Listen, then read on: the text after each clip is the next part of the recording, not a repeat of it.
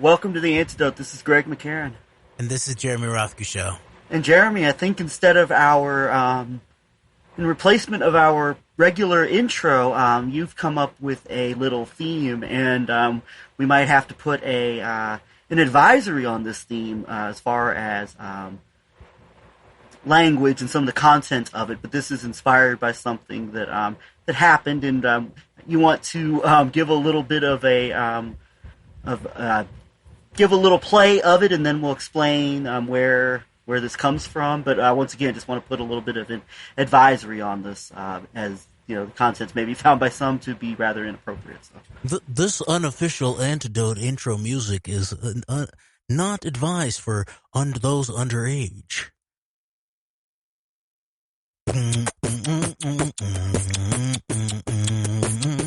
Go suck your own ass, Scammy Davis. Go suck your own ass, Scammy Davis, Jr. All right, that's it for now. Oh man, so let's talk a little bit about where that comes from. Indeed, Scammy Davis Jr. That is a reference to a little Clubhouse incident that you got caught up in a little earlier this afternoon here as we're recording here at about 10 o'clock Central Time here on Friday, June 18th. You got into a bit of a scrum on Clubhouse involving a room involving the inspiration for Scammy Davis Jr., Ali Alexander, appears to be one of the key players behind the events leading up to and on January 6th, among other people. So, Jeremy, you want to talk a little bit about what you got into and that I caught the tail end of while I was out today? Yeah, and this is a different incident than what I was accused of being involved in an anti-Semitic incident by the Chabad rabbi of Clubhouse last night, who apparently was aware of the Dennis Ross incident and showed himself to be pretty not trustworthy in terms of the front and center facts about his own involvement in removing me from a room and blocking me last time I was going to question him about some things, and then he again removed me from this stage. But this is a whole separate incident that just went down a couple hours ago with Ali Alexander in some crazy room. And the reason I intervened in it is they were heading toward, it was sort of proto-seditious language, really, where they were saying that there's no more time for dialogue, and Ali Alexander was saying, well, I want to preserve the room. He sounded just like Alex Jones, really, like in doing his proto-seditious chaos warfare rigmarole, where it's like, I'm not calling for violence on the offensive, but, you know, when it comes down to it, I got my 50 calibers ready, and I'm willing in the worst situation to, like, eat my neighbor's ass. You remember when he went like that? It was sort of heading in that direction. And so I was like, oh, so you all are unwilling to engage in dialogue, especially about your seditious billionaire backers. And then at some point there down the road, Ali Alexander said, hey, Jeremy, why don't you eat my ass? And I immediately declined. I said, no way. But let's talk about the facts. And then someone shut the room down. And then some other room opened up and went through some facts about Trump, Russia, Red Mafia, Craig Unger's book, Robert Maxwell, Israel Super Spy. And then I began to refer to certain facts that we've begun to notice have begun popping up in Putin's People, which is a very interesting book. Who's the author of that, Greg? The author of that is Catherine Belton, who was the former, for 7 years, Moscow bureau chief for the Financial Times. She's the author of Putin's People, which she sent me it's definitely a book, and it's earned the ire of some of like the top of this whole global apparatus, including Roman Abramovich, who sued Belton and her publisher HarperCollins. So there's some very interesting background there in that book, actually, because it gives a lot of the background related to understanding even the Maxwell. There's not much reference to Maxwell, but there's some that is very, very interesting. And of course, it then hooks into the little talked about aspect of there's the Talpiot twins, as we titled them, the Ghislaine's sisters, who are deep into the Israeli intelligence, cyber sector, and the compromise of Silicon Valley, and relationship with Microsoft, Bill Gates, and all of that. But there's also the Maxwell brothers, who are more in the Eastern sphere and more apparently involved in finance, and a company called Nordex that looks like it's there's a sort of coupling in relationship to someone like Mark Rich as a key figure to understand via Switzerland. And, Mark Rich, of course, plays in even to when we've been reading through the Iraq and the Politics of Oil by Gary Vogler.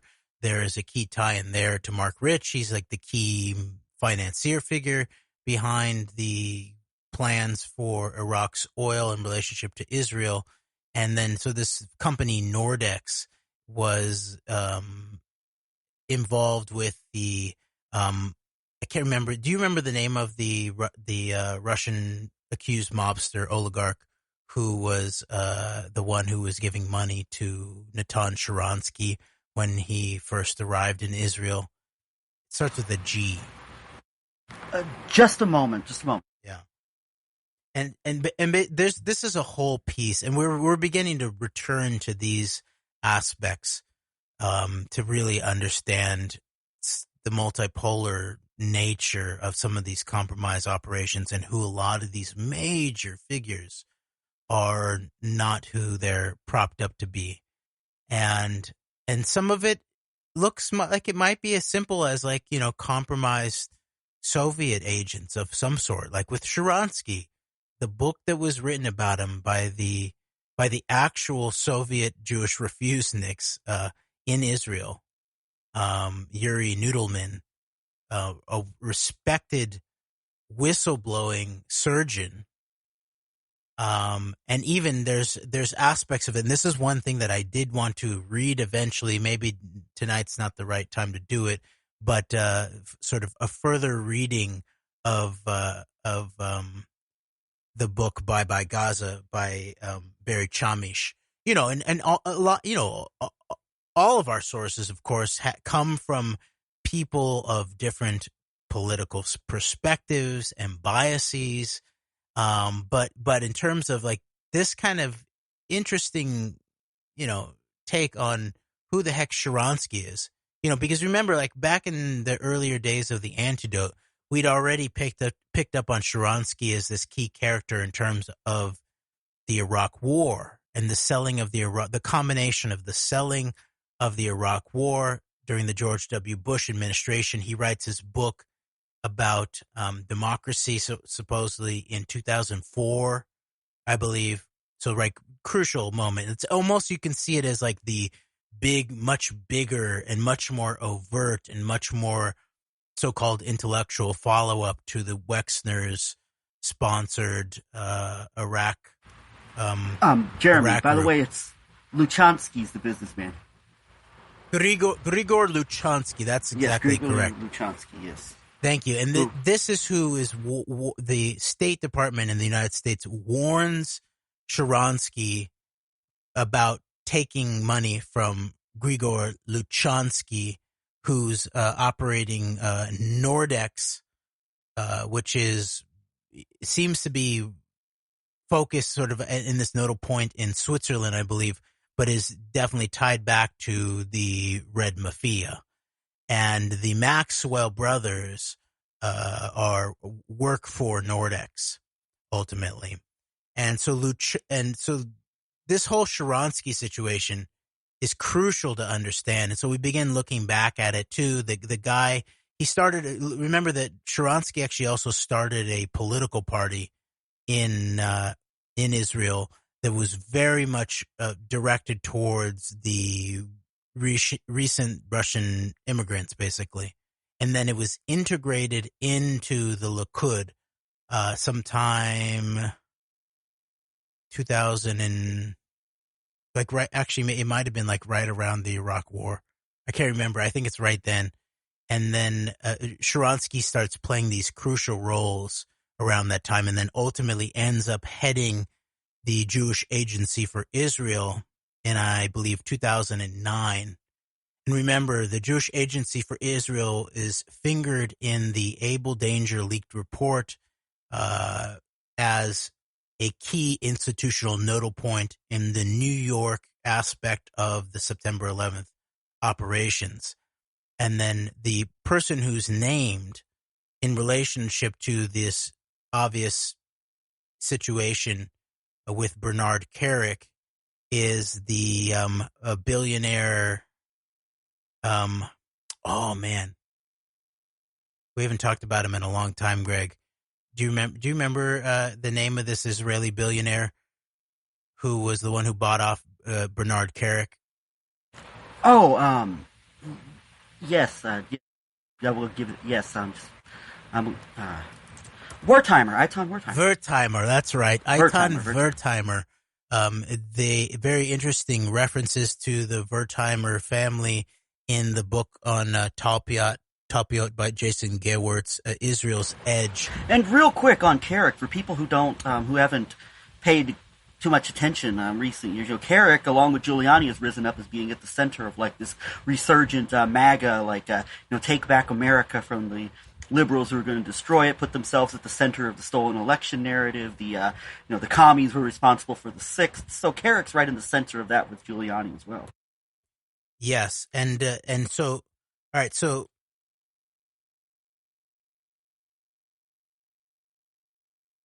I believe that the person who's involved with the Wertheimer family is basically a lieutenant, and the Wertheimers are very interesting because they are they started serious industrial companies in Israel in terms of, I believe, some kind of hardware in relationship to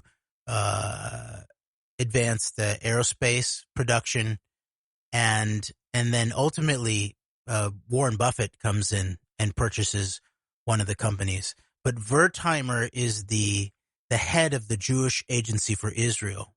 Very, very long. It's one of the sort of the most long-term, continuous institutions, non-governmental institutions that supported the actuality of the Zionist movement and then what it became once the State of Israel was founded. And so there's this chart that is shown in relationship to that leaked Abel Danger report that shows both the Jewish, it refers to the Jewish Agency Board of Governors, and then it also refers to Wertheimer in relationship to Bernard Kerik. And remember, Kerik is in Israel in the weeks running up, like maybe 2 weeks before September 11th, something like that. And of course, remember that we're all aware of Giuliani now, how front and center he is in the 11/9 operation, but he was also, a quote unquote America's mayor, America's 9/11 mayor. Remember, he ran for president in 2004 on a platform of 9/11, 9/11, 9/11. But he was also the guy answering questions in front of the press while Ground Zero was still a few thousand degrees. And one of the questions that was asked was these mainstream media reports, including people like Dan Rather, of these so much emphasis on the quote unquote dancing Israelis who were just surveilling and celebrating, and maybe they had foreknowledge from across the water in New Jersey. And meanwhile, there were apparently 2 other, at least, Mossad-linked white vans. These other ones apparently with explosives, not with video cameras, but explosives. One of them heading towards George Washington Bridge on September 11th. And there's this other thing about George Washington Bridge is that at the end, on the New Jersey side, once you get off the George Washington Bridge, there's a key national security site there. in terms of a list, both an interception post, a listening post, NSA, and beyond.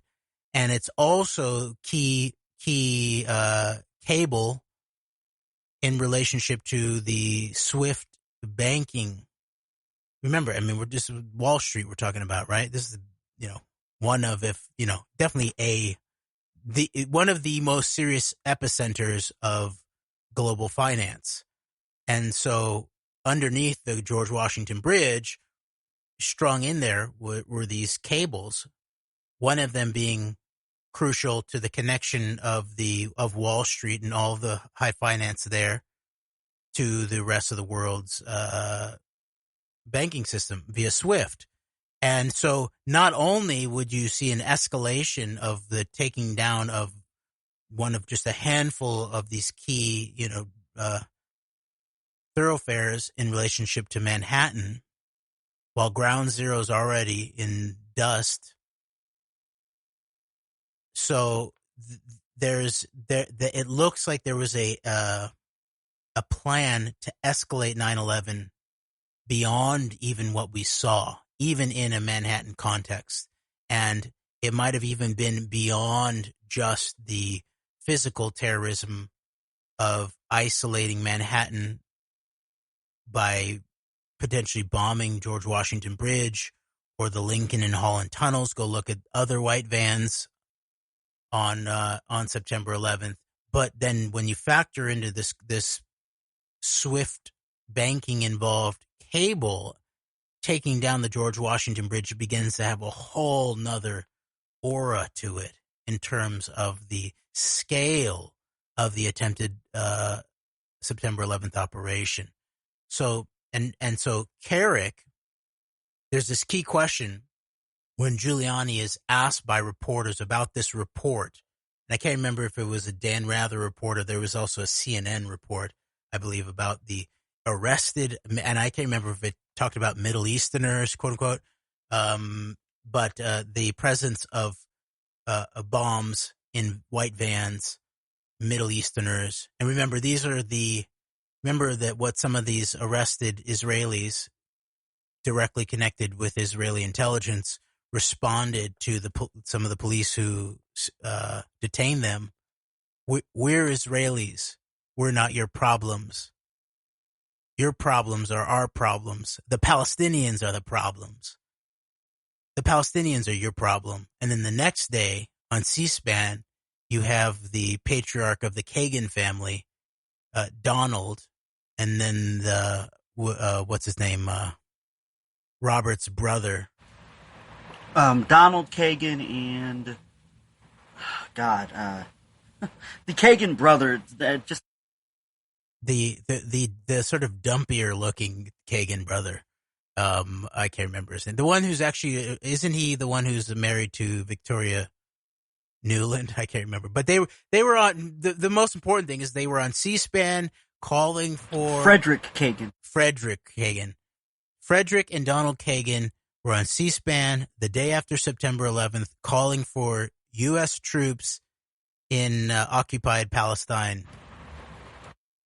Robert is the brother married to Victoria Nuland. Oh, right. Thank you. And who's Fred married to? I can't remember. He's married to someone too. Kimberly Kagan, I believe. That's Institute of Study of War, which That's also right. involved General Jack Keane, who became one of Trump's one of the biggest pro-Trump generals to go on television during the administration. So that's right. And so when Giuliani is asked this question about the white vans and the explosives, George Washington Bridge, he blinks and he then delegates to Carrick, who comes in as a sort of junkyard dog and says there's nothing to that, or there's nothing to it that I have to tell you, or something like that. Right. So that they need to be looked at as a pair, right? It's Giuliani and Bernard Carrick. And what is the relationship to both Israel and Russia in terms of deep politics?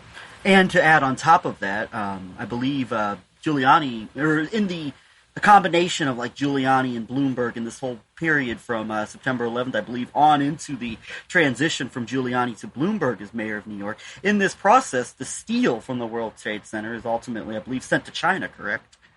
Yes, and there's a whole piece here that we'll return to in immediate future shows where we're going to go back to the question of Israel and China in terms of our antidote deep cortex, because the key central figure to understand as a fixed point of non-overt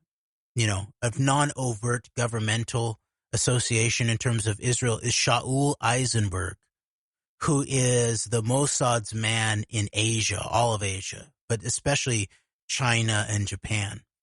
And he looks to be the sort of central fixed point in many ways in relationship to certain aspects of September 11th, especially that which relates to Asia, which includes what you talked about who made the deal to get rid of the evidence of the steal at quote unquote ground zero. Right, and I brought that up also as it relates to this bigger picture of this global perspective: Israel, Russia, oligarchs, mob figures, organized crime running wild throughout all of this. Of course, it was the company that was involved, one of the companies at least involved in the cleanup of the World Trade Center, was the Manafort brothers company. Of course, that goes back to Paul Manafort's family. So. Yes. All right. And so we covered some of the Wertheimer connection in relationship to the Jewish Agency for Israel, the industrial background that eventually gets purchased by Warren Buffett, but also this connection to these sort of lower end operatives surrounding September 11th, such as Bernard Kerik in one of our shows about from 9/11 to 11/9. And I believe that the crucial character who is the Wertheimer family deputy who's deeply involved in the Talpiot program is Dan Sharon. I believe that's the case. And so we'll look some of that up, and we're gonna start like tying in September 11th the entirety of the rest of this year in terms of the 20th anniversary of September 11th. And as we begin to have a much deeper and broader grasp of how big September 11th was in who and why, really, but also how focused it was also in terms of who and why. But one other thing we wanted to talk about, Greg, was we got notice of a couple takedowns of antidote videos in the last few weeks that we thought we should report upon. And it's interesting. I experienced a takedown of one of the combo videos of the Kansas City Public Library arrest incident that the Chabad rabbi, the head Chabad rabbi on Clubhouse claimed was an quote unquote anti-Semitic incident that I was involved in. But there was a takedown of a video that I had made of two different angles. The one that you took, Greg, with my camera from the side, from the audience, and then the other from a professional video. That was actually taken down a couple months ago on my channel. And I protested it. I wrote a complaint about it, and I sent an email back to YouTube's legal, and then what I did was CC'd the Google press office in terms of the actual core political content of the speech that was depicted in that video, and that also that it was involved in ongoing litigation surrounding First Amendment matters, and it was reviewed and then reinstated pretty quickly, actually. But then since then, we have received on the Antidote channel takedown notice, but only in European countries, a few different European countries, of two specific videos based on defamation claims. Right, Greg? Is that right? That is correct. Yes, a defamation complaint. Two of them. Yes. And I'm just going to read these. Hi, The Antidote. We have received a defamation complaint regarding your content. After review, the following content has been blocked from view on the YouTube country sites listed below. Video, Antidote in DC recap, Catherine Gunn documentary, and more details on Israeli domination of high tech. The content has been blocked from view on the following YouTube country sites: Spain, Italy, France. And then they say we can, if we believe that our content was restricted in error, we can let them know within 30 days of this notice. You can submit the form only once per video URL. YouTube blocks content where necessary to comply with local laws. Please review our Help Center article on legal complaints. So that's one of them. And then the other one, and the reason why I'm reading this out here is because there's something, because of the combination here, we figured out what we believe to be the source of these defamation complaints. Okay, here's the other one. I'll read the other one. Hi, The Antidote.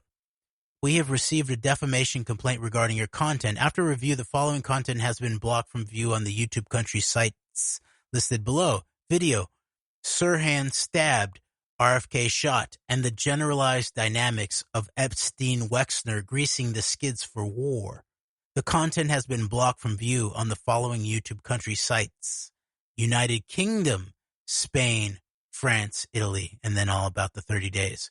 So what you notice is that it's the same countries, Spain, France, and Italy on the prior video, but then the United Kingdom is added in this Sirhan stabbed, RFK shot, and the generalized dynamics of Epstein-Wexner greasing the skids for war.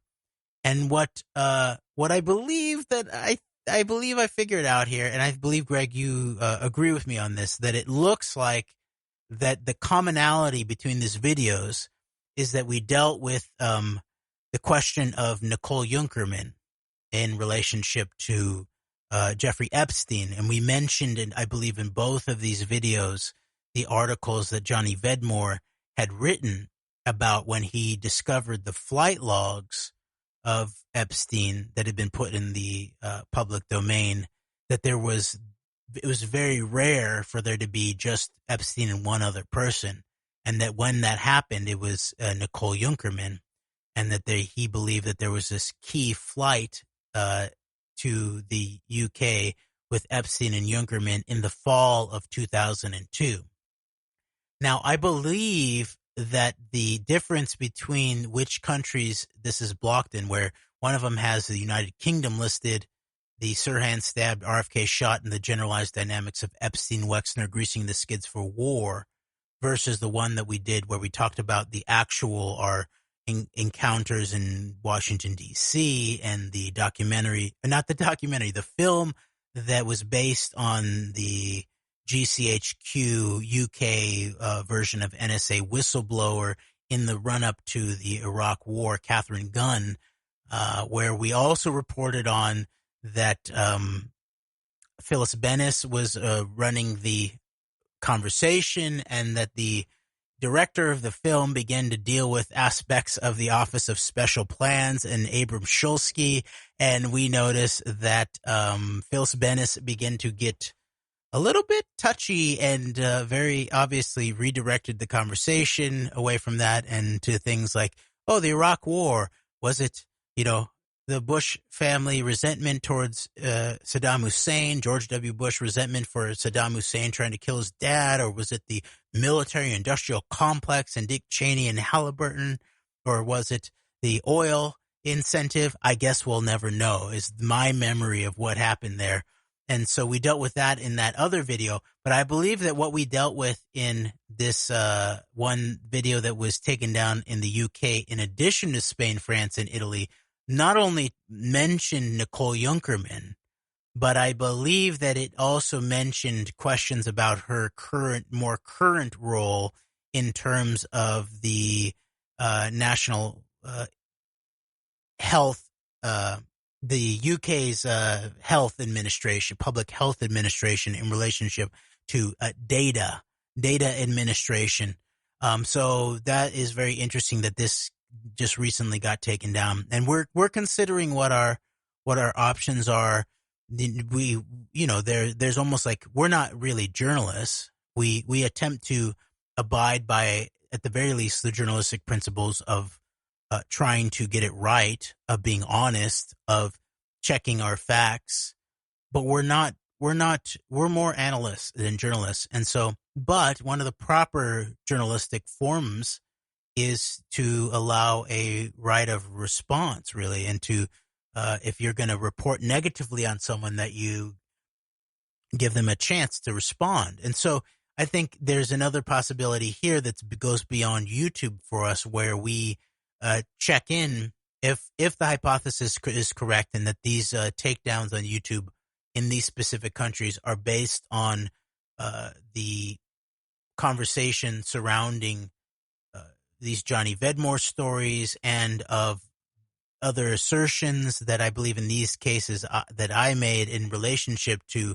Nicole Junkerman and her actions, that we potentially should directly reach out to her office and ask whether there's something that we're saying that is what does she believe, if this is Nicole Junkerman, what does she believe is defamatory? And what's interesting is this did not get taken down in the United States, right? Where we have different defamation laws here in relationship to the First Amendment than they do in Europe and the UK. For example, I believe that the main difference between the UK and the US in terms of these kinds of speech laws regarding defamation is that in the United States, it's not about the veracity of the matter. It's not about whether the content is true or not. You can even use false facts in an American free speech content, as long as the intent, as long as you didn't know, as long as there's no intent to defame the person.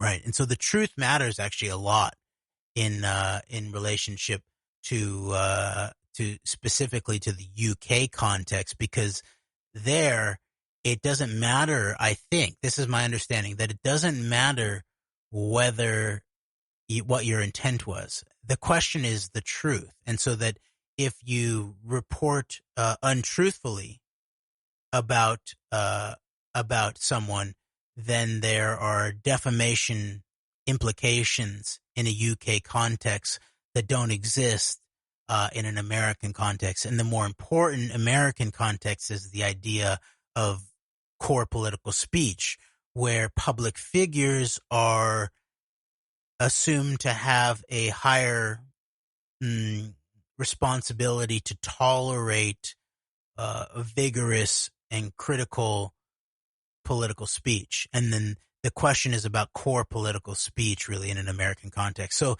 this would be This would be a sort of interesting practice potentially, and also, an opportunity for us to, practice our journalistic chops potentially, if we were to go this route and actually reach directly out to the target of this speech that I practice on the antidote that I believed I believed was true, but it's possible I got something wrong. And so if I got something wrong and it can be put forth to me that I got something wrong factually, then I should correct it in an American context, just not because legally, but just in terms of a journalistic principle aspect. So there's something interesting going on here.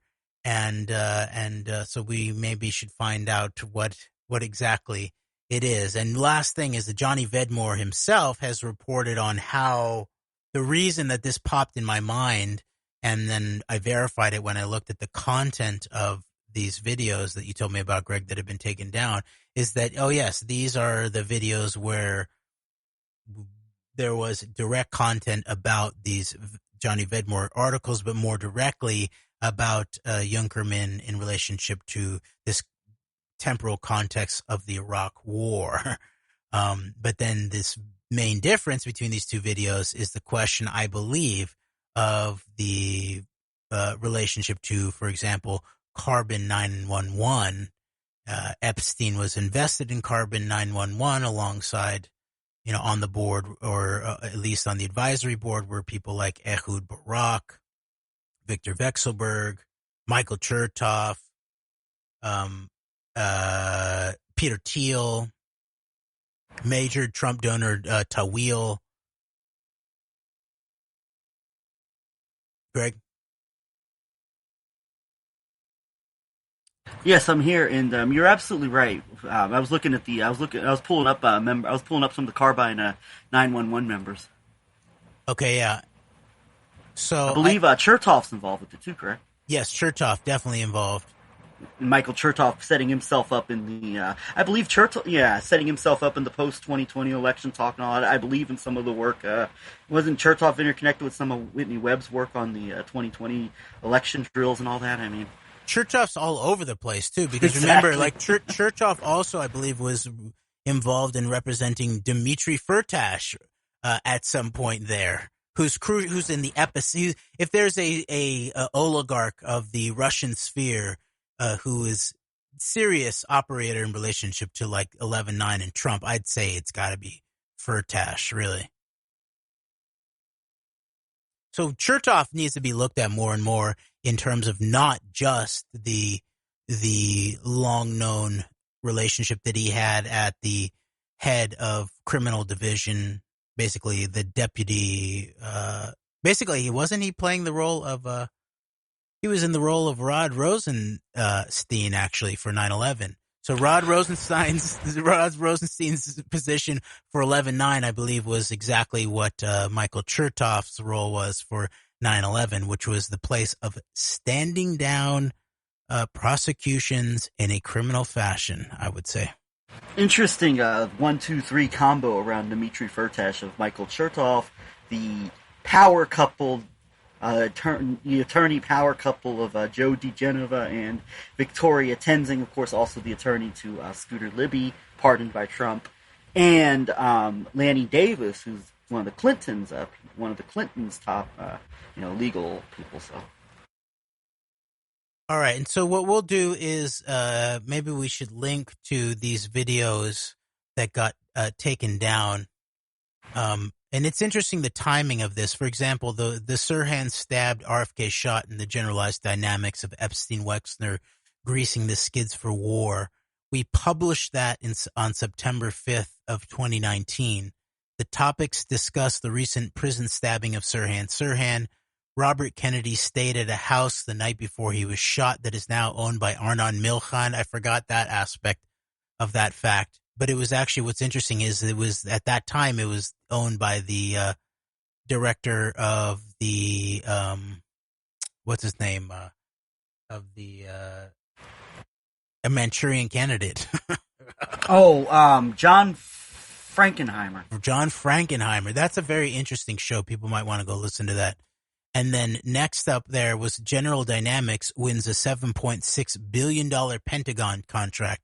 And with the attention on the Jedi Cloud Joint Enterprise Defense Infrastructure thing that's now wrapped up in the courts, but that I believe will be resolved at some point not too far in the future, there was not enough discussion about General Dynamics, who we believe alongside Microsoft, Microsoft is sort of like the soft, like the cyber side that's been the most compromised, it looks like, from Epstein, from the Epstein-Maxwell network at the very, very least, in terms of the highest levels of Israeli military intelligence, just look at Alan Dershowitz, his defense about being accused of being involved with underage girls in terms of his involvement with Epstein, not just as a lawyer, was that wasn't me.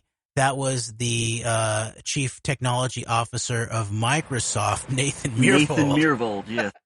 Who, by the way, go look at that Russian trip of Nathan Myhrvold with Epstein, And what's her name? Esther Dyson, who was also interesting people, I believe, that have been hung out with Esther Dyson on various trips. One of them being Nathan Myhrvold, another one being Dana Rohrabacher, the favorite, like the most pro-Russian of like all members of Congress until he was defeated, and also I even believe the famed Russian dissident chess legend Garry Kasparov as well. So.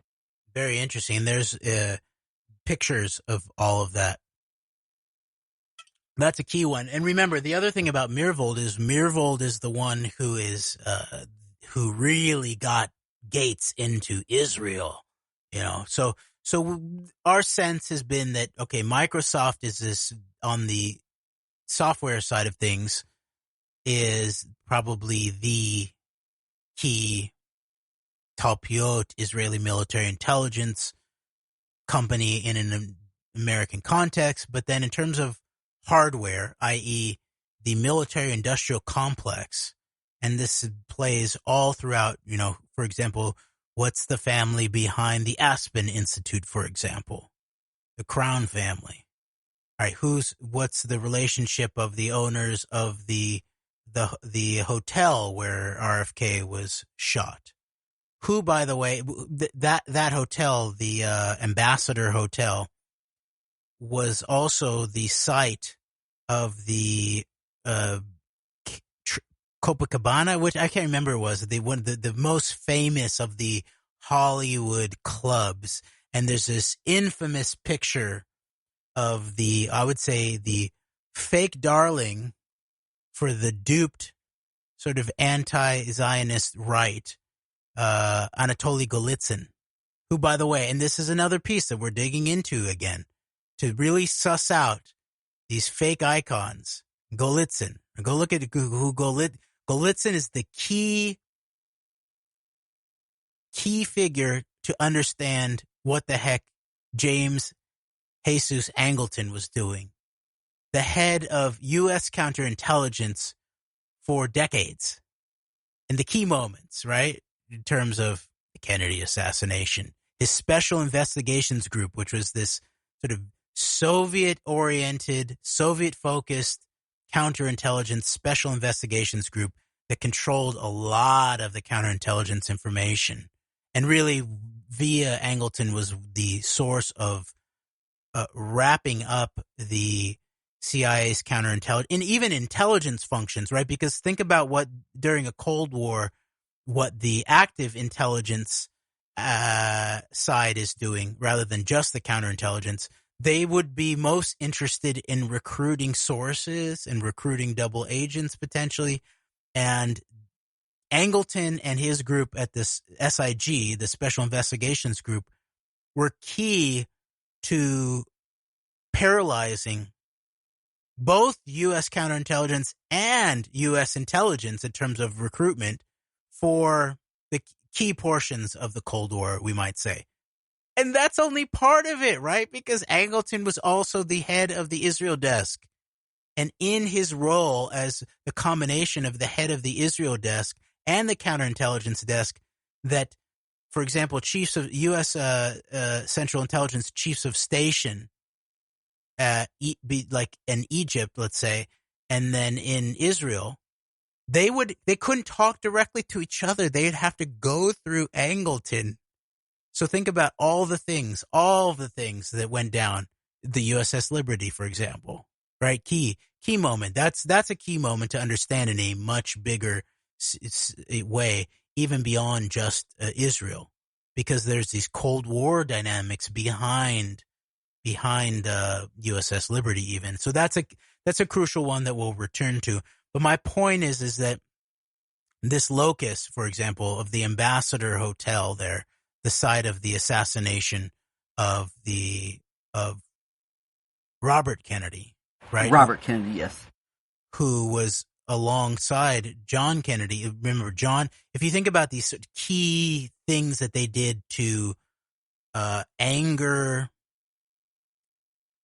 the Israeli power in these earlier years of the state of Israel, it was John Kennedy as president in relationship to this larger foreign policy that he had that, and we'll have to do the longer term reading of that article about Kennedy's foreign policy, Greg.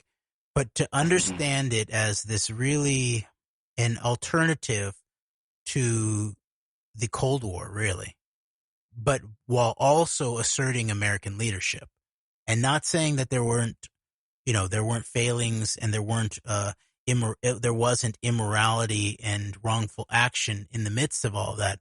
But in general, when you see the actual national security angle that Kennedy was asserting, to take in terms of his leadership as president still fairly early on in the Cold War, at a point where it might have made a difference. Similarly, I would say that early on in Israel's history, if someone like Sharet had won out over the Perez's and then all of the folks who eventually became the Likud in terms of the desire to terrorize the West, that there were these turning points where other possibilities could have happened. And so, but Robert Kennedy was so John Kennedy asserts this foreign policy. Part of the foreign policy is that the rise of the Israeli nuclear weapon would be destabilizing. And not that Kennedy was not going to assert American defense of Israel, but that he believed that the development of the Israeli nuclear weapon, that to this day is American policy to violate its own law. Look at the Symington Act, really. Missouri, I believe, is a Missouri representative or senator. Stuart Symington. He was a senator from Missouri. Thank you. In the 60s, basically looks like that would restrict the United States from providing aid to any country that is in violation of the nuclear international law. And that's obviously the case with Israel, but it's beyond that, because to this day, it appears to be covert American policy to neither confirm nor deny, but definitely not confirm what everybody knows, the well-known aspect that Israel has nuclear weapons. Now, there's a whole deeper covert history that I believe involves September 11th that is related to the covert usage of tactical nuclear weapons by Israel. But that's a whole nother issue that we'll have to get into at another time.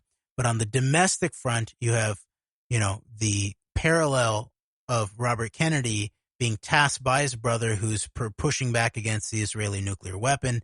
And Robert Kennedy on domestic front is tasked to push back on the nascent Israel lobby, then the AZC that eventually became AIPAC, to force them to register as foreign agents. And all of that gets reversed along with American policy in Vietnam, basically immediately after the assassination of Kennedy, which the key patsy, of course, Oswald, and the relationship to the Soviet Union. He's there. There's some very strange thing going on with his direct knowledge of the U-2 spy plane that then gets taken down just a couple months after he goes to the Soviet Union. That can be seen, especially if you look at it in the reference of like Anthony Sutton's work, that a lot of these major international quote unquote enemies of the United States, everyone from Hitler's Nazi Germany to Stalin's Soviet Russia, are being propped up both by Wall Street and the commanding heights of elements of the U.S. so-called national security state in order to continue to manufacture such things as World War II and the Cold War.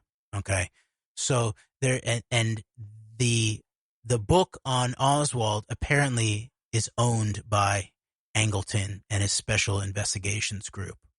All right, and so the last thing I'll say is that Angleton attempts to deploy a member of U.S. counterintelligence to investigate this monster plot that Golitsyn, go find that picture of Golitsyn hanging out at this Hollywood club there.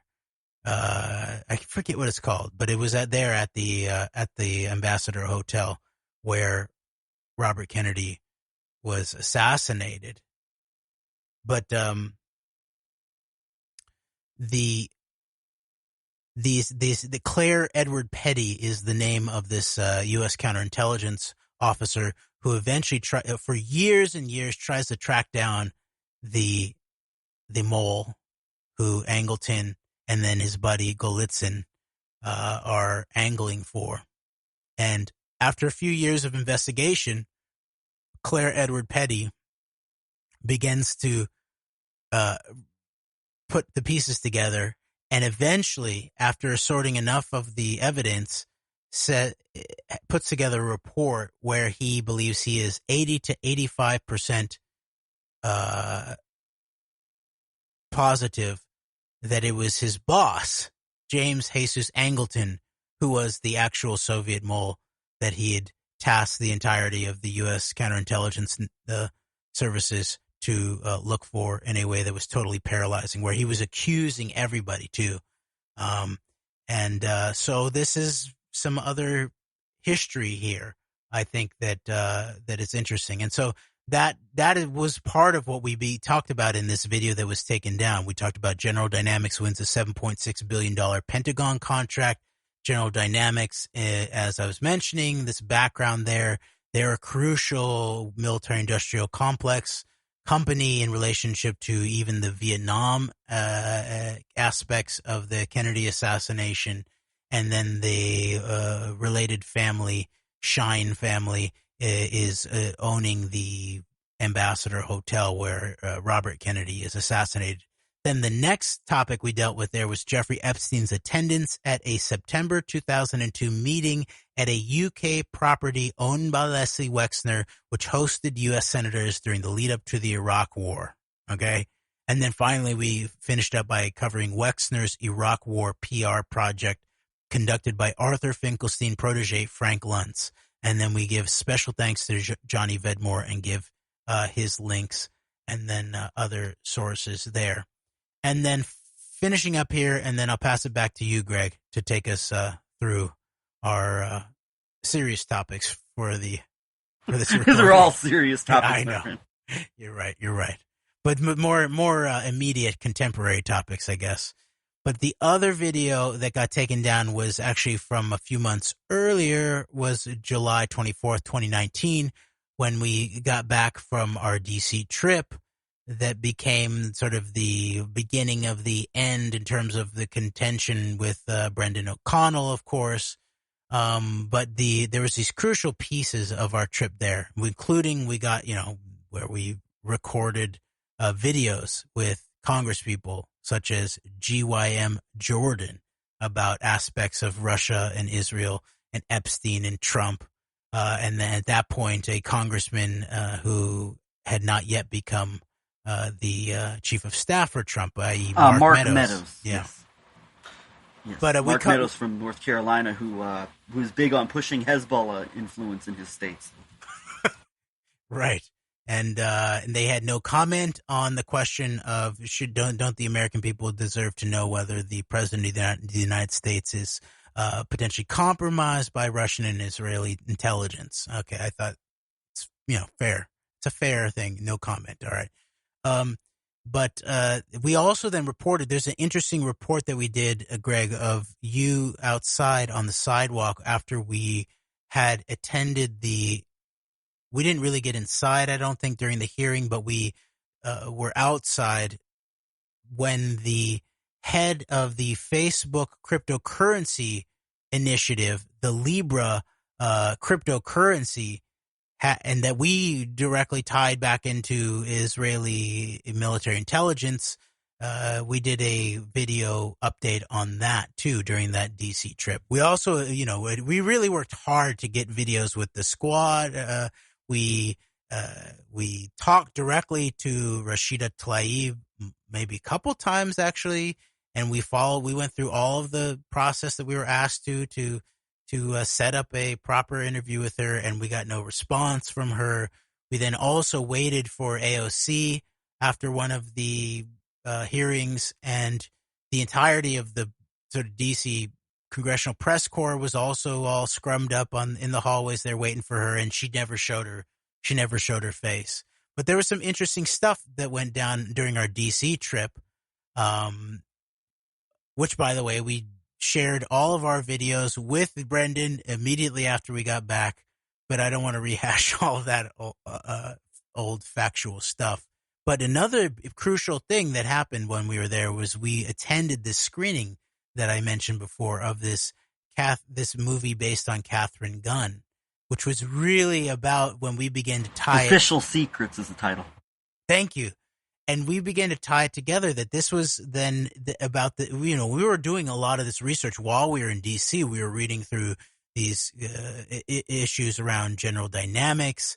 I was noticing that there was always this question of that it looked like General Dynamics had maybe purchased the maybe it was Learjet or something like that at some point, that it was a subsidiary, and then began to put together even these aspects of everyone's talking about the Lolita Express and Epstein on the plane and how that was related to this Johnny Vedmore article about the Epstein logs, and the one where it was just Epstein and Junkerman on the trip to the UK, but that how there was also a question of these planes and whether there was a tie-in here between General Dynamics and then Israeli aircraft IA, which again there's a tie-in there to Shaul Eisenberg, I believe, in the birth of all these Israel corporations, the ones that are named after the state, the airlines one, and then the corporation that does all of the chemicals and all of that. That there was also a question then about whether these private planes that all these bigwigs and CEOs were traveling on, whether then this background of the ownership might suggest that some of the electronics hardware of these planes might be pre-wired for something like surveillance and compromise, and that it was beyond just Epstein in this regard, but that Epstein was the commanding heights of the compromat operation. And so this Catherine Gunn film basically brought in a lot of interesting information about her. She was probably the most serious whistleblower before the Iraq War of any of the countries that were eventually involved in the Iraq War, where she attempted to blow the whistle on the fixing of the intelligence before it happened in this run-up, actually in this very same time period where this meeting apparently happened in the hills outside of where GCHQ is in the UK. So then final thing here, I'll just read through the description of this other video. It's a July 24th, 2019, Antidote in DC recap, Catherine Gunn documentary, and more details on Israeli domination of high tech. In this episode, we recap our visit to Washington, D.C., which included sitting in a couple of congressional panels, as well as a screening of a documentary film about UK whistleblower Catherine Gunn. We share our thoughts on D.C. in general, our outreach to various congressional offices and congressional military liaisons. That's right. We also passed the Talpiot flyers to all of the congressional military liaison offices, and I gave them my spiel on it and Talpiot and the Jedi Cloud and all of that. And Jeremy's questioning, confronting numerous politicians regarding Jeffrey Epstein, as well as the selling out of high tech and national security to foreign powers, particularly Israel.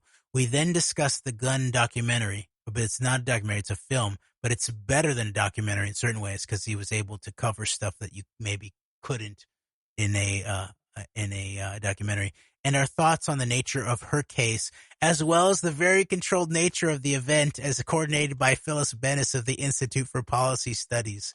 In the last portion of the show, we discussed the case of a prominent Epstein associate, Nicole Junkerman, as well as the sale of Gulfstream, not Lear, Gulfstream, to Israel Aerospace Industries and the effects this has has on the private jet industry. And actually, I think I might have confused the General Dynamics involvement specifically in the purchase of Gulfstream. So just Israel Aerospace Industries, look up the relationship of that to Shaul Eisenberg. But then the photo that we used for that video is one that I took while we were in the DC Metro, of a photo of an advertisement on the entrance to the DC Metro, titled "Taking AI to New Depths, Cloud, AI, Cyber, GDIT.com." And that's General Dynamics IT. And apparently looks like they have the contract for the security for the DC Metro. So just wanted to update everybody on some of what's going on here in terms of the YouTube Antidote channel, but more importantly, these critical things that we've covered in the past that seem to have drawn some attention. All right, back over to you, Greg. Yeah, and it's good to go through that and go through some of those. And obviously, the Angleton thing, it almost seems too good to be true, but we'll have to go really back in depth into that, and even the idea of like basically putting your own agency on a wild goose chase and eating each other up from the inside all along. The person who's assigned to like find this mole ultimately concludes that it was likely Angleton himself. I mean, it's just, that would be an amazing movie to make someday. And then on top of that, you've got the you mentioned the Kennedy family. We're really going to have to maybe in conjunction with sometime maybe like in the November time period this year, really doing like that deep dive and going into all of the ways, like what you talk about, the domestic stuff, the foreign policy stuff, on multiple fronts, that the Kennedys, despite their, moral failings and all this, they're human beings just like everybody else. Ultimately, at the end of the day, we have to remember that. And but like all the ways like in which there were serious changes on the horizon, it appeared, with the Kennedys, and the way things reversed in the aftermath of certainly of John's assassination and everything that happened there. So we'll definitely be doing a deep dive. I'm not sure exactly when that's going to happen, but that will be coming in in the future here on the Antidote. So be looking forward to that. And so now I wanted to shift to the, as you said, the more current, the more immediate information as far as like current events are going. And of course, the big foreign news story of the past week, in addition to what appears to be perhaps, it looks like, and we'll go back to evaluating this at some point, the actual, looks like, transfer of power in Israel from Netanyahu to Bennett. I don't know if you wanted to comment on that real quick before I move into the other story, but. Well, I would just say that, that a transition has taken place. Meanwhile, Netanyahu is still in the official residency, apparently, of the prime minister, the crime minister, obviously. So obviously in his case. And then obviously nothing much has changed. It's very possible this situation with Bennett, it might make it much worse even for the Palestinian people.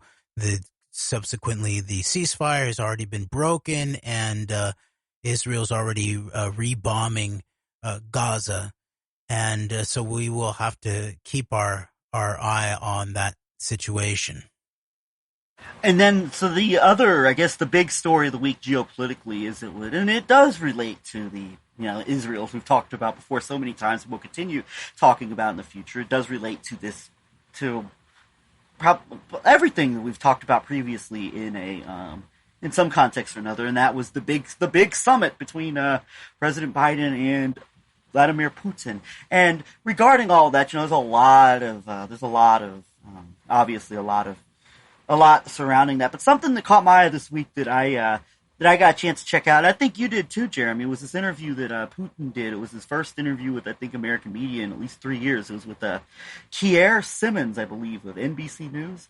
And in this interview, there were a number of interesting things that took place in this interview. I'm going to zero in on one in particular here that we're going to talk about a little more here in a moment. There were a couple of really interesting moments in this interview with Putin, including Putin being asked about the Uyghur situation in China, and Putin basically almost being like, almost an equivalent of a no comment, more like we can't basically comment on like what China's doing in its territory and all this. Interesting that nothing was asked about like the actions in Israel in May, and Netanyahu, who by all accounts it appears Putin, Trump, Netanyahu. There's this whole group of politicians, political figures that are all intertwined with each other.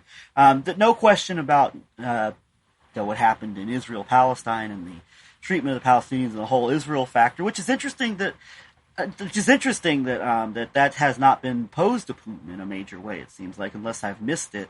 And then Putin talking about the plight, or talking about how Russia's always been supportive of civil rights and raising up Colin Powell feeling discriminated against because of his skin tone as a young man in America, and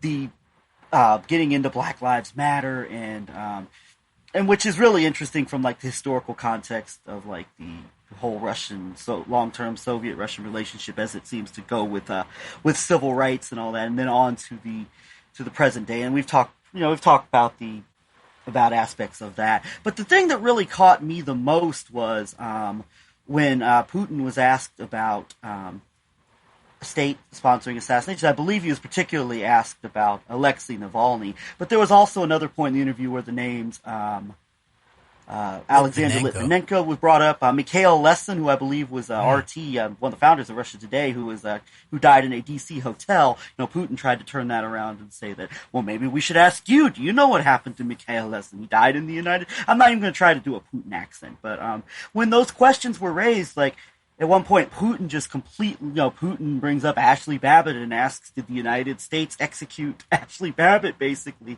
And so, and for me, like, why this really stuck out to me in particular is because, the aforementioned Alexander Litvinenko, who we're really going to have to go into, we've talked more. We've talked about Alexander Litvinenko and his, his book Blowing Up Russia and some of the serious charges he's made about the whole the Moscow apartment bombings and the nature of Putin's rise to power through the second war in Chechnya in 1999-2000.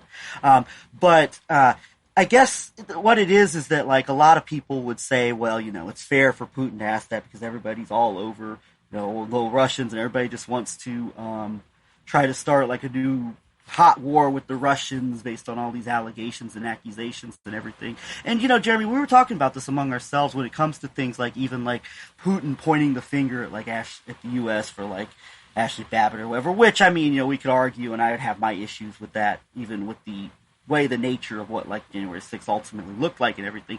But, regardless of that, putting that aside, like Putin pointing the finger, and some people will say, well, yeah, the finger should be pointed. We were talking about this, and you said, like, it's very interesting because you said that, like, that it is for, like, in your own country, like, it probably is more important for, to focus on the issues at home as far as, like, what's going on in your own backyard as opposed to what's going on in other countries. Yeah, that a real patriot will first and foremost take on the wrongs of their own country and not primarily talk about the wrongs of other countries.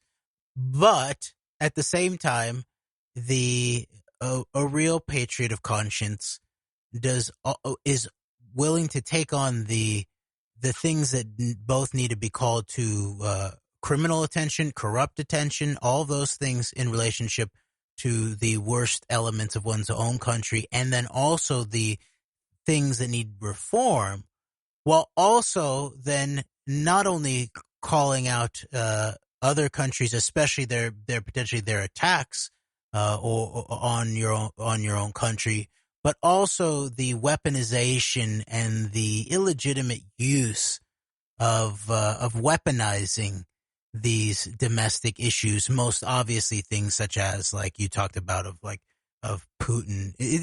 At some level, it seems like Weaksauce, Whataboutism.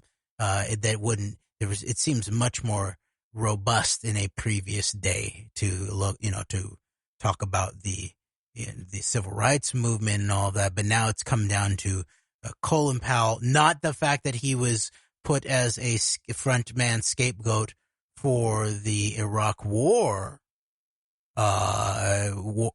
criminal operation, and how that directly fit in with his buddy Netanyahu's operation out of Israel. But no, it was just about how Colin Powell suffered racism growing up, and Ashley Babbitt is a just a sort of pure speech political dissenter who was targeted for assassination by the U.S. deep state or something. It seems weak sauce to me at this point, and not serious. Yeah, you're right. And like that whole thing with like even like Babbitt, like, you know, Putin, like it's interesting with like this with this hand wringing, like the pointing of the hand, when in reality, like there are actual active measures, both domestic and foreign, that played a direct role in the rise of like this whole narrative that radicalized people enough to the point to where they would want to go to Washington D.C. to be there to take their government back in the event of their being told to come to D.C. and take. Basically, you know, they believed they were there.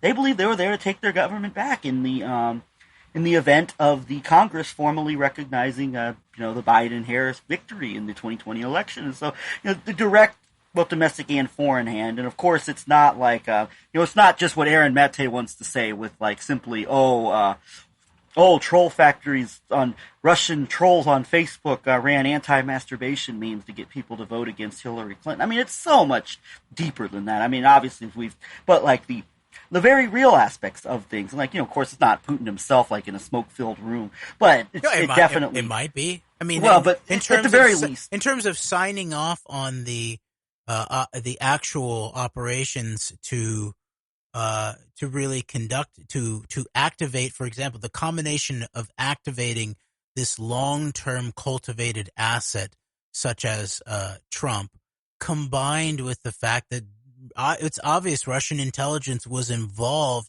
in the information warfare operations additionally. So it could, maybe it wasn't smoke filled, but it was obviously Putin at the very least was read in to the Russian active measures coming to a climax in the 21st century, if not the one who directly initiated and ordered it. Well, at the very least indirect, if not direct, and in some cases an overlapping of that, but like all interconnected with this bigger operation, both domestically and internationally, as far as propaganda, warfare, etc. And so, you know, for Putin to point the finger at, like, you know, you killed Babbitt, when there's a lot more to. But I guess where I'm coming from, with like what I brought up with the idea, of course, you know, you point your finger at home. But there's a major problem when you've got, of course, this extends to this entire, we've talked about this before back when we covered True News and, Rick Wiles, of course, and we talked about like the full scale, basically the packaging of the same bigger message through different types of media, different types of narratives brought in for varying audiences. And and I guess this would be more maybe the left, quote, than the right side of like the whole Russiagate's and nothing burger.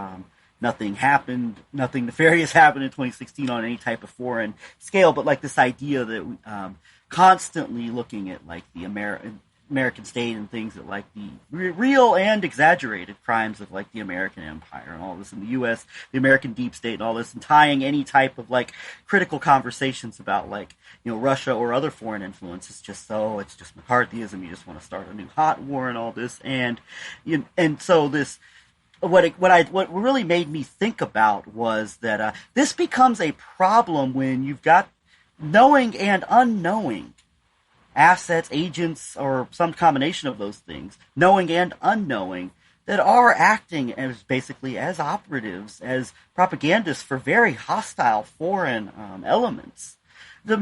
Also intertwined with domestic elements as well, that do have a vested interest in, it seems, weakening, you know, America and the Western countries domestically as much as possible.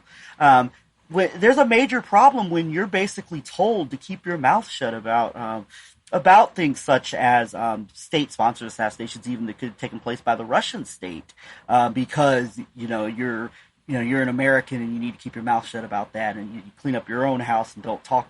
Or basically, when it ultimately results in portraying a very real hostile threat to your security as a nation. I mean, and as just simply maniacal warmongering. You know, it becomes a problem at that point. So when like you get like a cheerleading for like a Putin to come out and like actively accuse the U.S. government of like murdering Babbitt when you've got your own cases like Litvinenko and all this. As you mentioned earlier, the serious people who are actually out there doing the groundwork, doing the serious work to expose the depths of this operation, which is so far beyond what the Rachel Maddows of the world say. Like Rachel Maddow's been made out to be this boogeyman. Anybody who has questions about Russian or otherwise foreign involvement in the 2016 or 2020 elections in any serious way is just a brainwashed Rachel Maddow cult following Kool-Aid drinker, when like in reality, Rachel Maddow will not have the Catherine Beltons and the Sarah Kendziors of the world and the the Alexandria and Andrea Chalupas of the world, or the Craig Ungers of the world, or the Seth Abramsons of the world,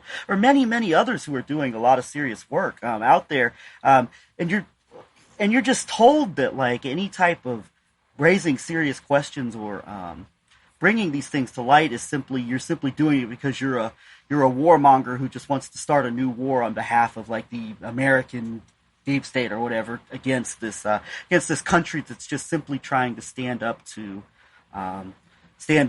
American aggression and warmongering. I mean, it's a major problem. And so in the context of hearing like Putin spin like this question, so you said with like the whataboutism that you said sounds a lot weaker out of Putin than it has in previous years, as far as like the way he conducts himself in these interviews, and to seeing that happen really just made me think a lot about like this bigger dynamic at play, where like American patriots are not expected to talk about a hostile foreign threat because America's done bad things in the world too, and if you do, you're just trying to start a war. It's a good point, Greg, and it also has continuing, like for example, this evasion of the question of someone like Litvinenko. First of all, it's obviously not a serious answer to be like, well, what about? Sure, all right, fine, but first start with actually answering the question. I forgot to mention Litvinenko and a number of other names were mentioned. I mentioned Putin trying to turn Mikhail Lesin around on the United States because he was killed on American soil, I believe, in D.C. But in relation to Litvinenko and the other names that were mentioned, he said that Russians authorities had been actively pursuing the people responsible for these murders for years now. So. Which is interesting, But meanwhile, the book that Litvinenko co-authored is called Blowing Up Russia, The Fake Bombings That Launched Putin. All right. And then also the reason why it's immediately relevant too, especially in relationship to what you pointed out, like about the way that there's these whole networks that utilize the voice of loyal American dissent, especially in a leftist anti-imperial context, to try to silence these legitimate questions about Putin, about Russian deep state, about Russian militarism, about Russian active measures, especially how they tie in to the worst elements of here in the United States, as we've obviously pointed out, in terms of what the Trump phenomenon actually was, both the role that it played domestically in the United States, but also in terms of this axis with someone like Netanyahu and someone like MBZ and MBS back to Putin. This is obviously a negative influence in the world. It's not actually a peace influence. It's not a justice influence.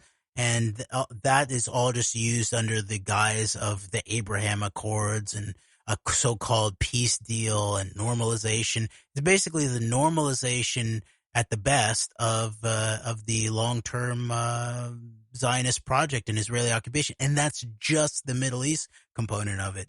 But meanwhile, Litvinenko one of his partners was Yuri Shvets, who's the key source really for probably the most thorough, direct journalistic painting of Donald Trump as a long-term Russian asset. Craig Unger's newest book, American Compromat, How the KGB Cultivated Donald Trump and Related Tales of Sex, Greed, Power, and Treachery. And I'll just read a little bit from page 42 of that to just show how this is a crucial source here who is directly tied into to Litvinenko, who Putin claims they're still looking for his murder, apparently. And by the way, Shvets studied at the Andropov Red Banner Institute of the KGB, the Academy of Foreign Intelligence, and had which eventually becomes the SVR, the Russian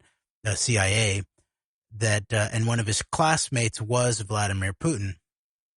And by the way, Greg, before we forget, I just want to point out you made an interesting observation about the timing of the march of this presented Soviet Jewish dissident who rose through the ranks to become a minister in Israel and the voice to the Western world of the combination of the reason for the clean break and Oded Yinon program in terms of Israel and the war in Iraq, but also of the new anti-Semitism and the fusing of the accusations of anti-Semitism on top of anti-Zionism. And that's the key godfather of the 21st century is Natan Sharansky. But this key moment where he's accused by credible people, very credible, the actual Soviet Jewish refuseniks, of being a long-term Soviet police agent. While he was supposed to have been locked up, he had the role at the prison of the one that everybody knew was the role that the police informants were given. And even Ida Nudel, who's sort of seen as like the ultimate of some of the Soviet Jewish refuseniks in Israel, I believe testified against Sharansky.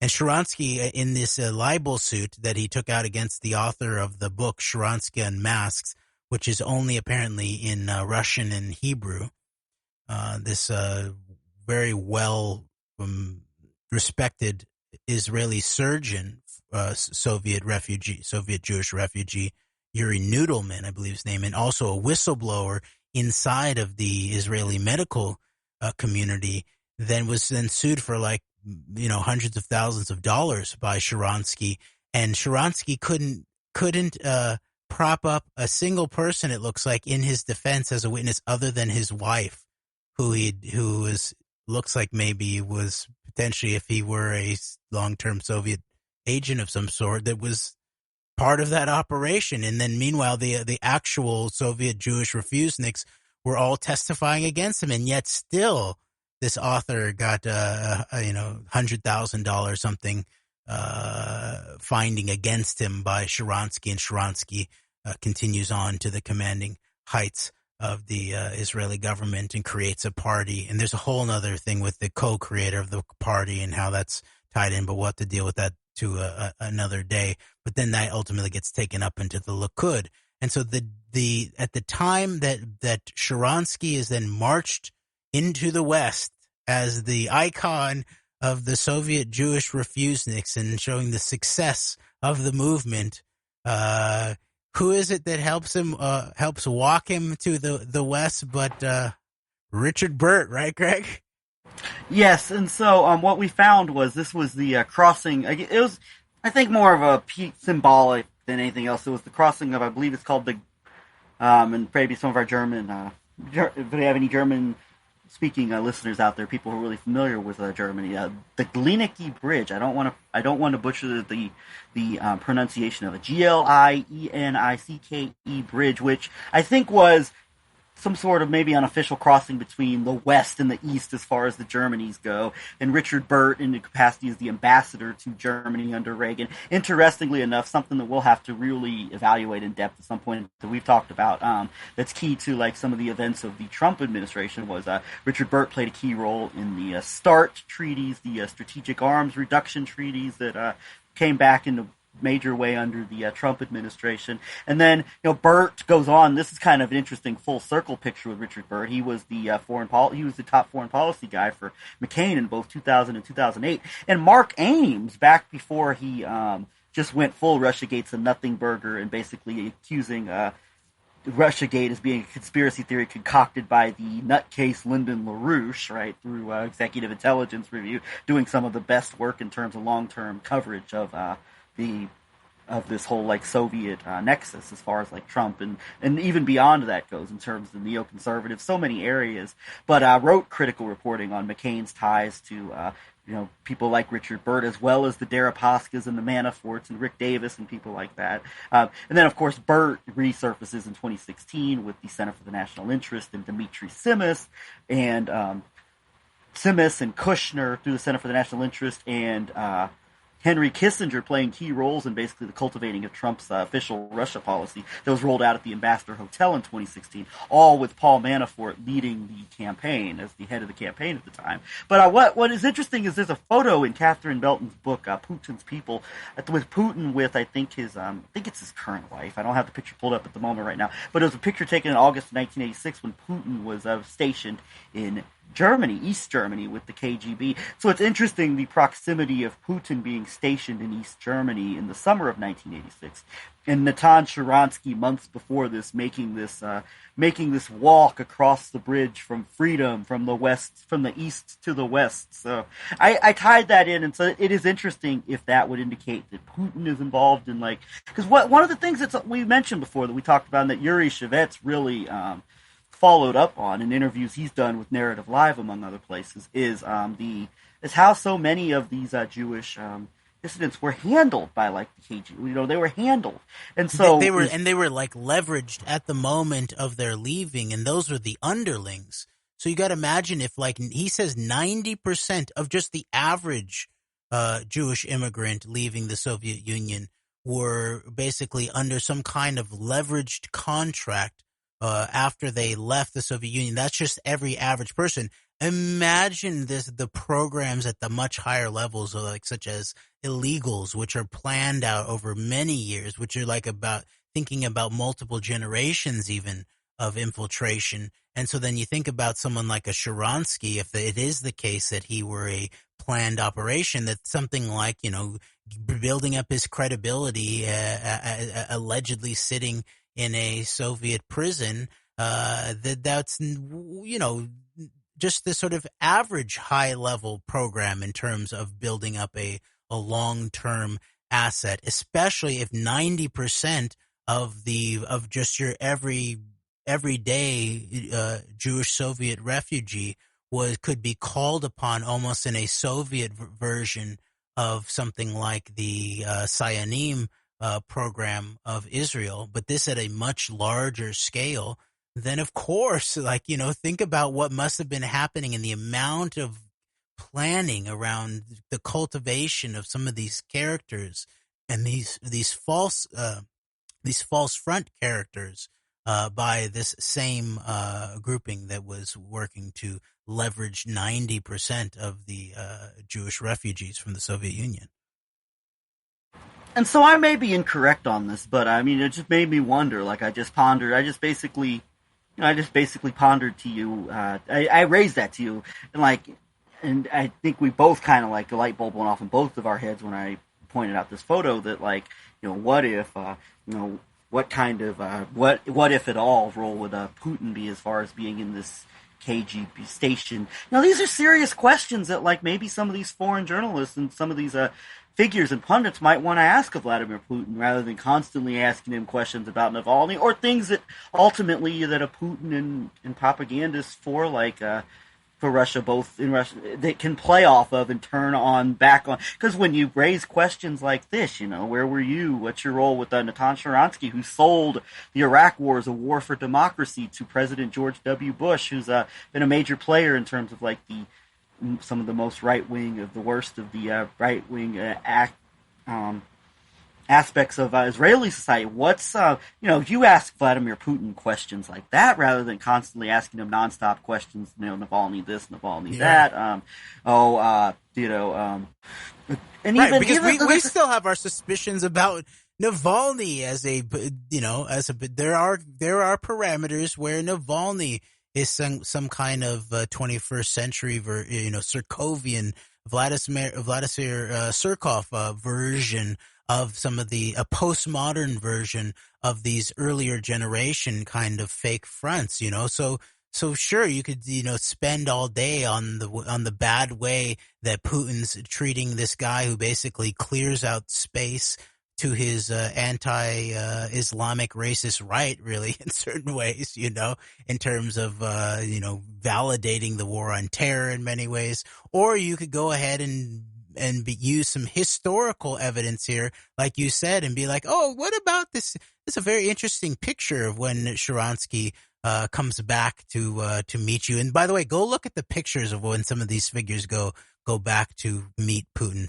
Netanyahu and Putin and their bromance, Avigdor Lieberman and Putin and the Russians. And he's like they say he's fully at home. He's one of ours.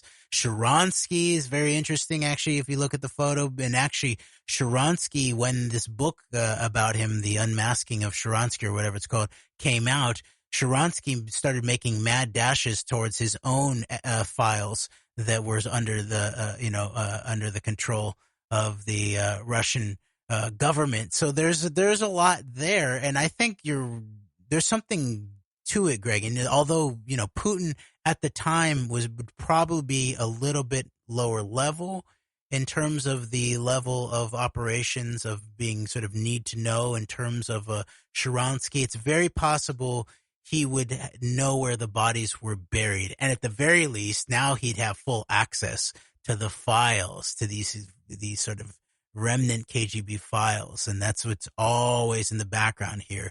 The Matrokin archives, when they came to the West, were crucial to understanding something like the role of Kim Philby in terms of Kim Philby, not just as a Soviet spy, but also as the way that he was used as a Zionist asset in relationship to the King David Hotel bombing, in relationship to his role as a Soviet. But it is the case that it's pretty well known that Putin, during this time in East Berlin, that he was working on these kinds of cultivation operations, and maybe they were probably lower level in terms of where he was in his career at the time than something like what ultimately became of Sharansky, a crucial player in many ways.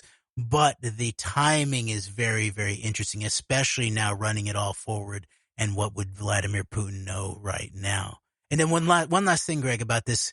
The bridge is crucial, actually, as it's a key locus, both in terms of the actual exchange of spies during the Cold War, but also as a mythical place. And actually, the film, by the way, Steven Spielberg film, mega group, Steven Spielberg, right alongside the Bronfmans, alongside Les Wexner, alongside all those guys, right? Steven Spielberg produced film Bridge of Spies, which featured Tom Hanks, but which was actually about the aforementioned U-2 downed pilot Francis Gary Powers. And by the way, one of the pieces of evidence that there was some intentional sharing of specific information by the apparently Angleton-controlled file of Lee Harvey Oswald when he went to the Soviet Union was that, Oswald had this background in relationship to some of the U-2 spy plane programs.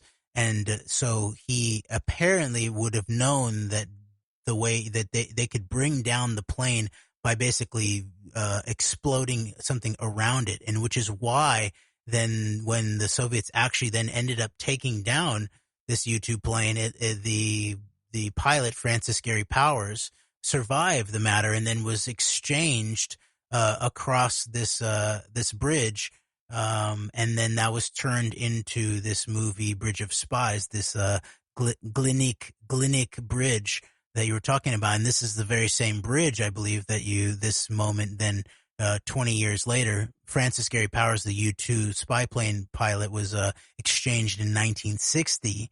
And then 25 something years later, Natan Sharansky then crosses that same bridge and is welcomed by Richard Burt. And God knows who else was in the vicinity as well. Yes. I mean, who knows? So, but I wanted to follow up on them. There's of course you need to ask Putin, questions about human rights, etc. are super valid, obviously. I mean, that should be asked about as far as, or even, it's not to say that because we have suspicions about Navalny that, there shouldn't be treated concern. properly. Absolutely. So we're not downplaying any of that stuff, but the constant, unfortunately, and this is one of the sins of like the American state as far as like crimes of your own country, for example, and the chickens of your own country coming home to roost, is that you constantly push that, human rights this, human rights that, this and this. It can be turned around against you because it can be turned. So there's a lot of questions, there's a lot of things that could be asked that would be much harder to turn around on. I'm gonna list off a few questions I have that like could be asked by people. It'd be much harder for like a Putin to turn around and do the whataboutism that like the knowing and unknowing, witting and unwitting propagandist basically for this hostile operation that is aimed very much against our own security as a country. There's others, and that would be one of them. This question of Sharansky. Another one would be what? Just thinking about this. Dana Rohrabacher, your favorite congressman, Kevin McCarthy says that Rohrabacher and Trump are owned by you until, and then he does a 180 on all things Trump during the administration, all things Trump Russia. Dana Rohrabacher brags about having an inebriated arm wrestling match with you in D.C. in the early 90s, playing touch football with Scooter Libby, the disgraced Iraq war architect, later pardoned by Trump. What's up with that? Who's there? The Mark Rich lawyer, I believe, too, right? Scooter Libby? I think you might be right about that, but I think so. But what was the nature of this going on here? And then I have a couple of other questions in addition to that with Putin. I mean, even just questions like anything about Netanyahu and Israel and all the corruption going on there. WikiLeaks and Avigdor Lieberman being seen as like a Russian. Is basically being seen as like a Russian front in Israel as far as like representing Russian interests in directly in Israel. There's questions regarding and by the that. way, if there's going to be an inside player in the new Israeli government who's going to help take it down and help Netanyahu return while pretending to be against Netanyahu, it'll be Avigdor Lieberman, who is in the government. Minister, right? Indeed, there's the question of the head of the World Jewish Congress, involved in the transferring via the New York, New Jersey Port Authority, the transferring over of property to Larry Silverstein in the months leading up to September 11th. Ronald Lauder, obviously long-term friend of the Trump family, mega group. Ronald Lauder is one of the most vocal Jewish defenders of Vladimir Putin. Openly goes on MSNBC's Morning Joe and says, I know Putin. He's not an anti-Semite. He's a champion. Lauder, family employer also of Supreme Court Justice Brett Kavanaugh's dad. Yes, indeed. Yes, the Lauder family. Yes, through the cosmetics industry. Yeah. And then one more serious question that could be raised, and we've talked about this before, is the serious claims coming. I think that are pretty serious claims coming from Hungarian sources that Viktor Orban being directly compromised by the Semyon Mogilevich crime syndicate, going from being a more centrist, pro-European politician to just a completely in line with pretty much all things Russia, all things Netanyahu and Israel from a geopolitical perspective. There's all kinds of questions that could be asked about. You could take any number of information from our programs. You could take any number of information that people like, John Brisson have put out to the public. You could take any number of information from Sarah Kenzier's book, Hiding in Plain Sight. You could take any amount of information from Craig Unger's books or from Catherine Belton's book, Putin's People. There's all kinds of questions that could be asked about to somebody like a Vladimir Putin that would not be able to be turned around and used against, just used as a weaponizing against. And so, see, there's a way to do this as far as and that's why we always say, two things can be true at the same time. An American patriot of conscience can be honest about the nature of his own country and the problems in his or her own country and what the issues that need to be cleaned up and dealt with. But at the same time, we damn well better be honest with with real hostile foreign threats that are in many cases directly and indirectly interconnected with our own corrupt system. In a lot of cases, the dogs that don't bark in our own system is either direct or indirect compromising with basically a mishmash, like the worst elements of our own system and these very hostile foreign elements. So both things can be done at once. And, I'm just sick and tired of, and it's really going to have to be refuted and countered against as much as possible. This idea, if you raise questions about actual hostile foreign threats, that you're just trying to start a war. All right, thank you. And Greg, can I finish reading a little bit about the from the American Compromat by Craig Unger about why Yuri Shvets, in relationship to this question of the source of the assassination of Litvinenko, why it has continuing to be immediate relevance about the our current American political situation, especially in relationship to the Trump administration. Yeah, go for it. All right, so page 42 of American Compromat just talked about how Yuri Shvets, who is Unger's main source on this, comes up through the SVR school, the Academy of Foreign Intelligence, alongside classmate Vladimir Putin. Quote, in 1985, Shvets moved with his wife and children to Washington, where he led his double life as a reporter for the Soviet news agency TASS, T-A-S-S, who really served in the KGB's first chief directorate, the counterintelligence department widely regarded as the most prestigious division in the entire Soviet spy service. And within that context, Shvets had one of the most desirable postings in the entire KGB. 5 years later, however, Shvets became deeply disillusioned with the KGB and resigned on political grounds. Quote, it was clear to me and to many of my colleagues that the leadership of the KGB and the Soviet Communist Party were ruining the country, unquote, he said in 1999 in testimony before the U.S. Congress. And by the way, on the side there, the leadership there at that point that he probably is referring to are the same networks that someone like Robert Maxwell was interfacing with in the Soviet context. People like Andropov's underling Kryotchkov, who eventually became the head of the KGB.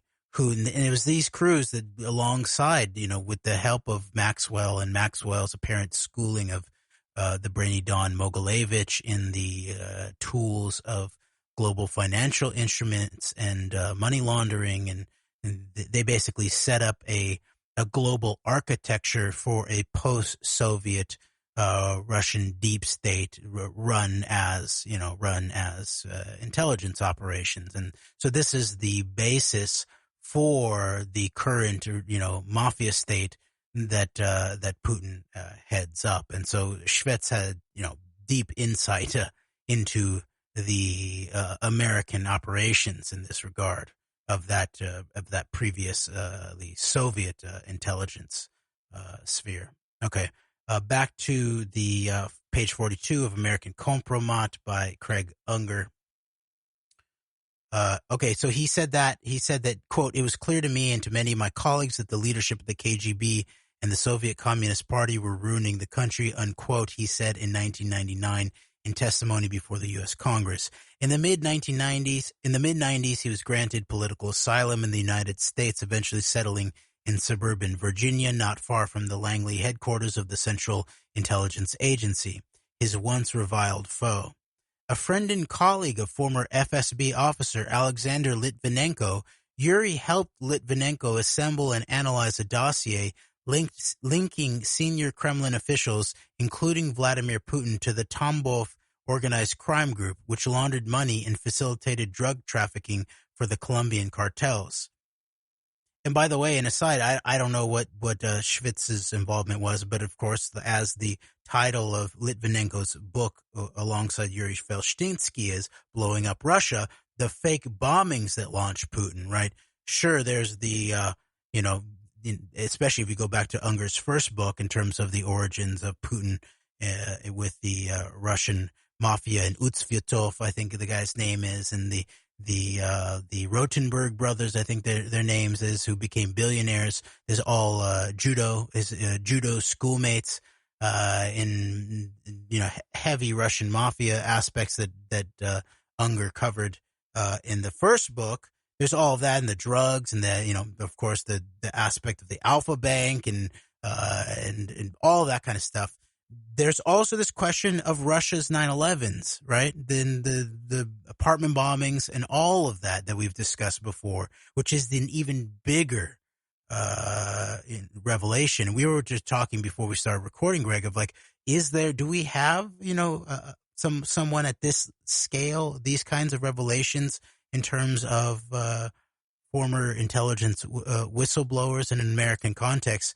And we couldn't come up with one. There's journalists who have sort of dealt with some of the dark dealings of the CIA, like someone like Gary Webb, in terms of the cocaine and Iran-Contra and the CIA.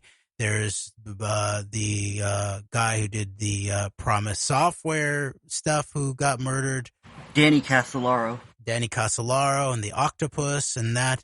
Then there are some CIA veteran whistleblowers, people like Phil Agee, who sort of immediately seem to have gotten taken up into the Soviet sphere. But there's also like John, what's his name? The guy who worked in Africa stations. We're thinking economic. John Stockwell, the Praetorian Guard. I think it's the CIA and the American world order or something like that. There's some, but nothing at this scale. We don't have any veteran intelligence professionals in an American context who have exposed Dick Cheney's role, or Dick Cheney having come to power in relationship to September 11th and the launching of the war on terror and the Iraq War. It's funny. Cheney's purported CIA whistleblower, John Kiriakou, is actively working for Russian state propaganda media.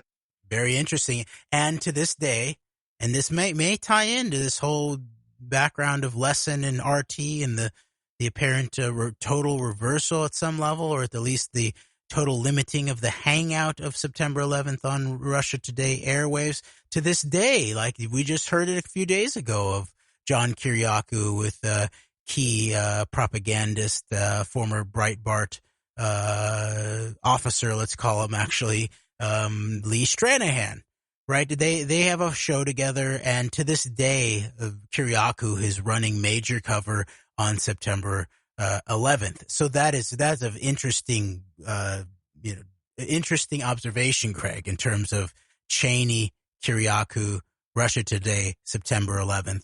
So the point is that it was not just, and I don't know if Yuri Svitz's role in terms of whether he helped Litvinenko in terms of these, I would say, even bigger revelations in terms of the false flag terror bombings in Russian domestic capacity, or whether he was just helped on these things that Unger mentioned. But it needs to be pointed out that this associate and friend of his who got poisoned and murdered, Litvinenko, not only exposed Putin and organized crime and the drug running and stuff like that, but also exposed Russia's September 11th, which is crucial to, as we pointed out over and over again, to understand how international, transnational, multipolar our current moment is, especially in between the ages of the Cold War into the war on terror and now into the cyber war age. And maybe eventually we'll return to the biological warfare age if we were talking about the potentials of COVID and where this all has headed. So I'm just saying that these are big revelations that Schwitz's partner, Litvinenko, made here. So that's why I just want to point out that, like, if Litvinenko's partner is a source to a book exposing the long-term cultivation of Trump, so eventually it would pay off in what we, saw in terms of Trump as president and these ongoing political destabilization, active measures, chaos, political warfare stuff going on, then maybe there's something here that also needs to be addressed in addition to just asking Putin, have you found the killers of Litvinenko yet? All right. Back to the text. Quote, a friend and colleague of former FSB officer Alexander Litvinenko. Yuri helped Litvinenko assemble and analyze a dossier linking senior Kremlin officials, including Vladimir Putin, to the Tambov organized crime group, which laundered money and facilitated drug trafficking for the Colombian cartels. In 2006, Litvinenko was poisoned by radioactive polonium-210 in what appeared to be a state-sponsored assassination ordered by Putin. In 1995, Schwetz published Washington Station, My Life as a KGB Spy in America, his memoir about recruiting two American spies in the 80s, one of whom had been an aide in Jimmy Carter's administration, that's interesting, and the other a journalist in Washington. 2 years later, he started a business as a security investigator consultant with Bob Levinson, a former FBI and DEA agent who disappeared in 2007 after being kidnapped on Iran's Kish Island. Levinson's death was announced by his family on March 25, 2020. In 1999, Schwetz testified before Congress, warning the nation about widespread Russian money laundering in the United States as a means through which, quote, high-ranking officials of the Soviet Communist Party, top KGB leadership, and top bosses of the criminal world, unquote, had begun to infiltrate the Western banking system. And 7 years later, he became a key witness in the investigation into Litvinenko's murder.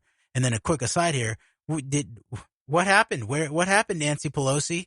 What happened? What happened? There was, it didn't seem like it might be a good time during the Trump years to have people talk about this widespread Russian money laundering into the United States as a means through which high-ranking officials of the Soviet Communist Party, top KGB leadership, and top bosses of the criminal world had begun to infiltrate the Western banking system.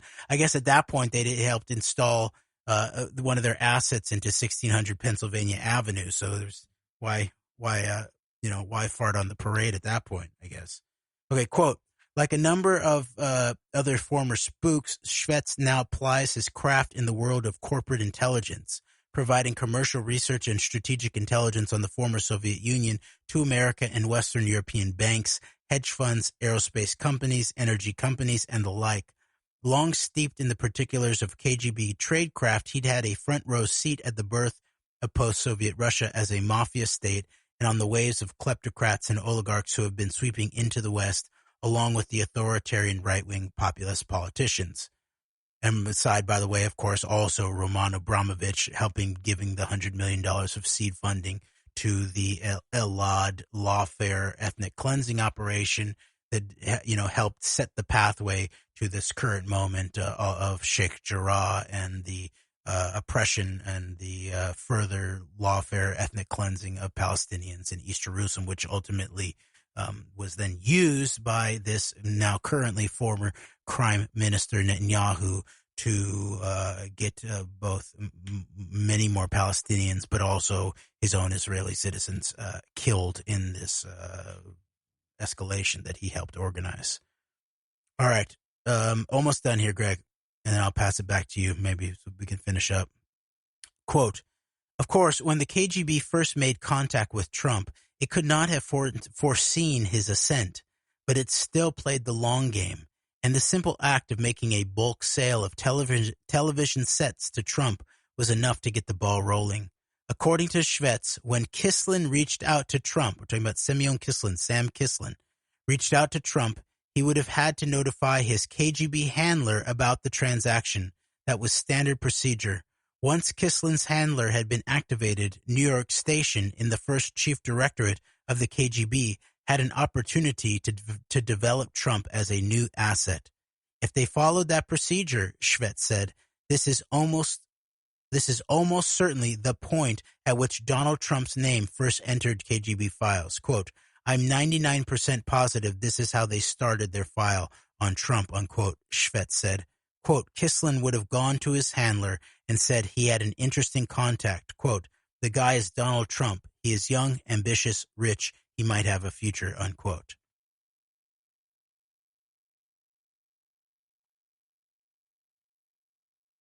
And so that's direct from Yuri Schwetz as a source, a former, high-level KGB operator in the United States, to Craig Unger about the factual parameters of the long-term recruitment of Donald Trump as a Soviet and then eventual Russian intelligence asset, who then just somehow makes it into the White House. And it's so amazing. I guess this is probably, Chevette was probably the source that Unger was getting a lot of this about Kislin and Trump and the televisions that were being brought into Trump properties via Sam Kislin and the electronics store. But it's so interesting to see validated further things that you were discussing on False Flag Weekly News with Kevin Barrett 3 years ago about Trump and Kislin and the likelihood of this kind of these types of electronics being brought into these properties being used for things such as for compromise. And to this day are ignored and basically ridiculed politically on False Flag Weekly News by, the implications of this are ridiculed by Kevin and associates in favor of things more like, Ashley Babbitt was a political assassination, and Parler did nothing is just a free speech platform. And Michael Flynn talking openly about America, that maybe that we need to have what happened in Myanmar to happen here. That's just fake news being made up by and exaggerated. And Trump's daughter-in-law went on Fox and refuted it and said he never actually said it, even though you can actually hear Flynn say it. Like if you watch the video and listen to the audio, you actually hear him say it. But I digress.